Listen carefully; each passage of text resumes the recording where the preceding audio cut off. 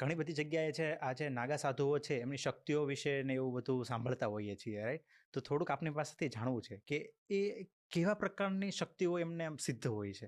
હું તમને કહું સાગરભાઈ, તો મારા અત્યંત નિકટના, મારા માટે પરમ પૂજ્ય, એમ કહું કે જેના કારણે મારું જીવન અત્યારે સંન્યાસી જીવન ચાલી રહ્યું છે, મારા ગુરુદેવ, મારા સદગુરુ, એ પોતે જ 1738મું વર્ષ અત્યારે એમનું ચાલી રહ્યું છે. 1738મું વર્ષ? હા, 1737 ગયા વર્ષે પૂરા થયા, 38મું આ વર્ષે શરૂ થયું.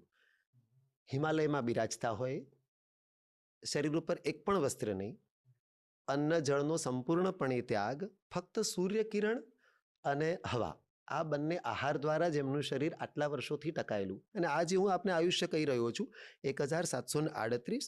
સંન્યાસીનું આયુષ્ય જે દિવસે એમણે ગુરુ પાસે દીક્ષા લીધી ત્યારથી ગણવાનું હોય. ઓકે. એટલે એના પહેલાનું સંસારી જીવન કેટલા વર્ષ જીવ્યા છે તો મને ખબર નથી, પણ 1738 વર્ષ તો એમનું સંન્યાસી આયુષ્ય છે. And he is alive. અત્યારે આ પૃથ્વી ઉપર છે, હિમાલયની કંદરાઓમાં. તમે એમને મળેલા છો ફિઝિકલી? હા, ફિઝિકલી મળે.